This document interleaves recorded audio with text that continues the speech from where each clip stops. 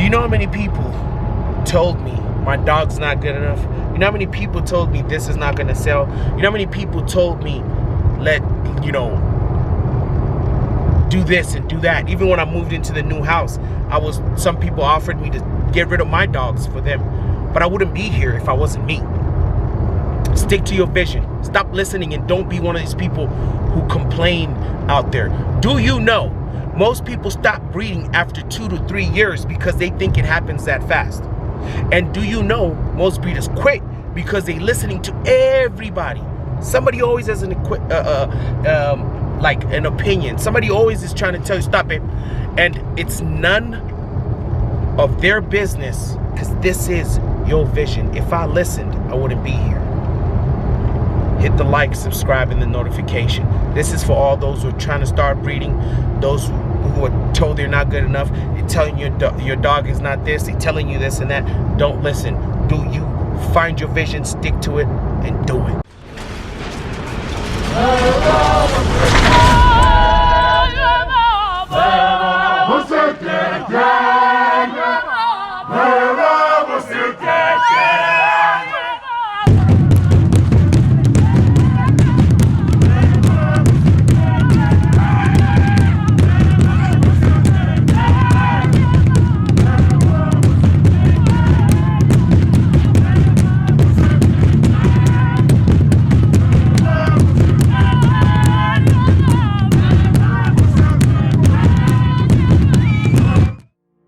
So we just left Tractor Supply. I'm here with my beautiful wife. Say hi, babe.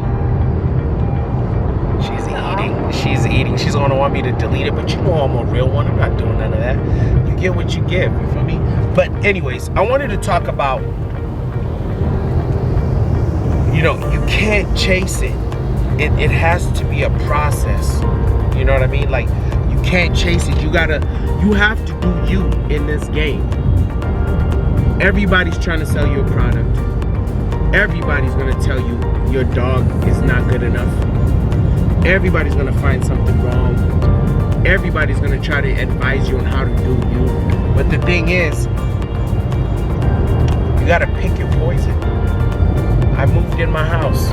How many offers I had from people trying to co-own, or get rid of your dog, I'll give you mine.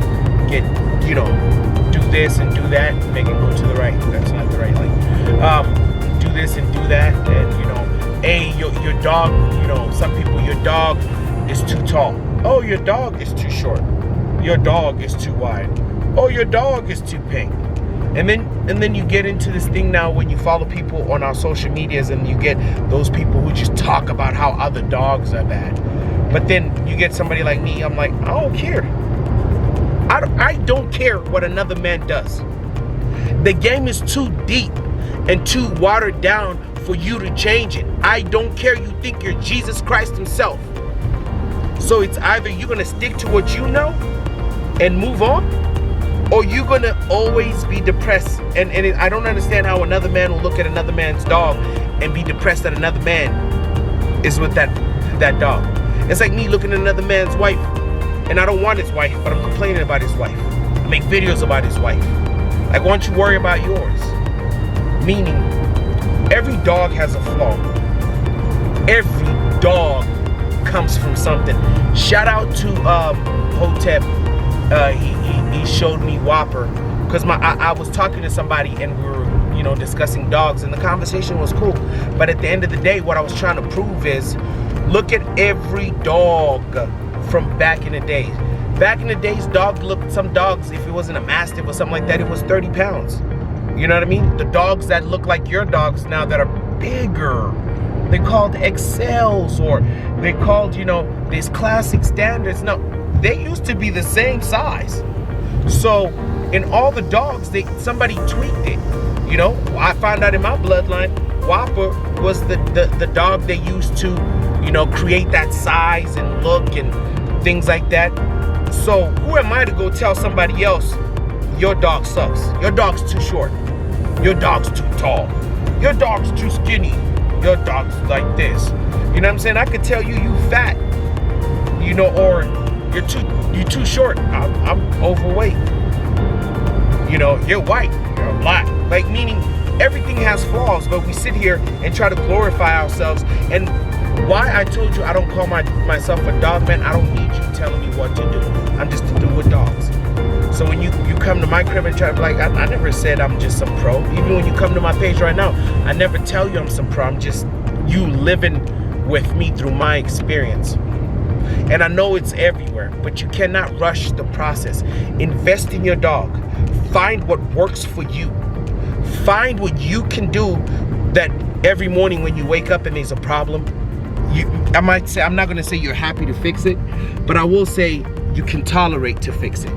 You know, like for example, when I get a car, a house, anything, you pay for what you get. So meaning, I wanna be able to, if I get a car, that if I had to go work extra, the engine blows, something happens, I'm okay with going in, picking up extra shifts, or even selling a puppy or something I have of that value without me stressing. If my dog, you know what I'm saying, is sick, I can go pay that large bill at the vet. Some people let their dogs die. There's some things people don't talk about. You know what I mean? Like, I'm serious, man. Do you understand how many people when I moved into my house told me to get rid of my dog, or they want to co-own and we should be kennel partners, but then when I ask questions or want to do things, people then are different. Because everybody has a vision, but people want to force their vision on you. And then people hate.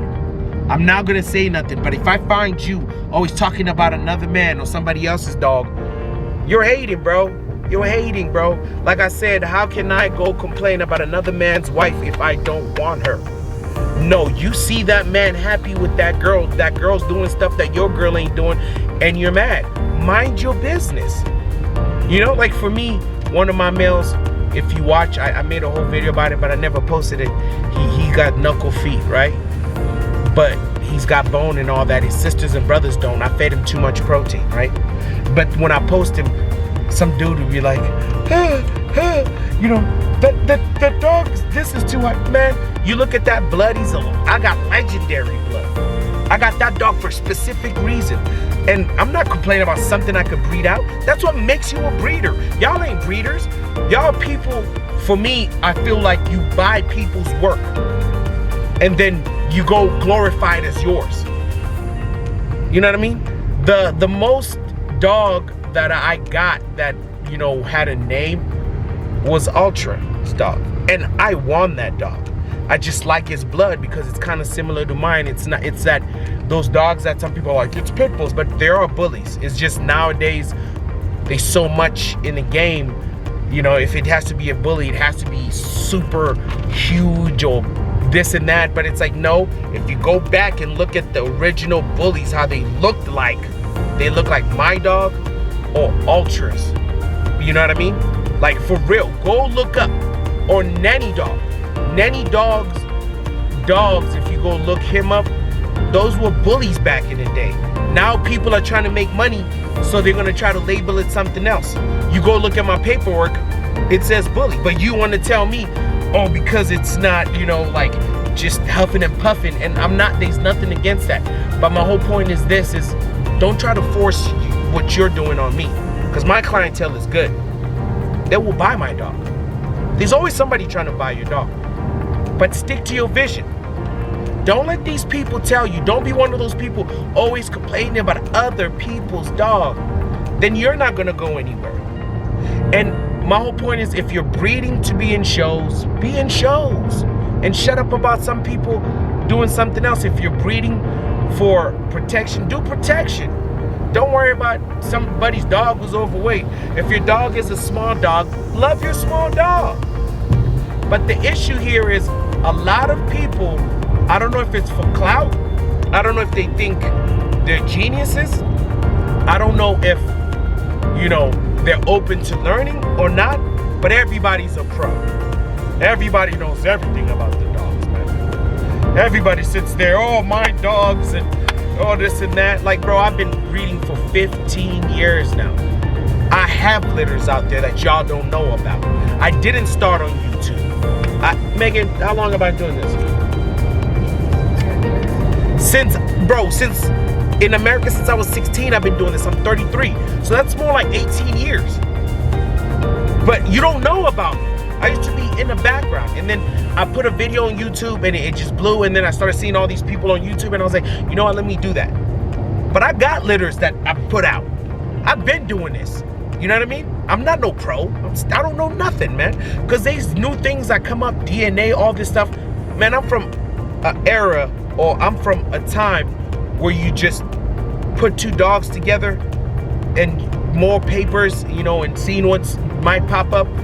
We didn't have to go check, you know, the strand and that strand. Nah. I mean, now there's a lot of colors, so yeah, but where did that color even come from? That's another topic, but I'm not gonna go there and judge another man. Like, bro, shut up, watch your mouth and concentrate on you. You know what I mean? I can never compare myself to Royal Kennels. I can never compare myself to Boss Man. I can never compare myself to Quinn City. I'm just naming names. I can never compare myself to Triple J because they all have different visions. They're all doing different stuff. They're all trying to go different directions, and you don't want to be everywhere. You know what I mean? That's why you see when you guys go, "You just gonna do Red Dogs?" I'm sticking to what I know and I'm building to a point. You know what I mean? I'm not one of those people who, cause like I said, the game has the same dogs, bro. 90% of these dogs look the same, produces the same. And I mean on people who establish it being breeders. So I could go and get a dog from, I won't say names here, and then I could get the same looking dog over there. And I never wanted to be that. Not because that's bad. If that's what you like, that's what you like. But concentrate on you, bro. Do things that you want to wake up for. Do things that if things go wrong, you're not okay with it, but it's what it's worth. I go through things every day. My dogs mess up my stuff every day. You know what I mean? Megan, how many times do we pay for things? How many times Migueli's hurt at the vet? How many times Bruno needs some work? How many times dogs escape and they're fighting? How many, bro, I got bit in the hand because I had to put my hand through I didn't have my braking stick, it was far, and they were just going at it, and my hand got bit.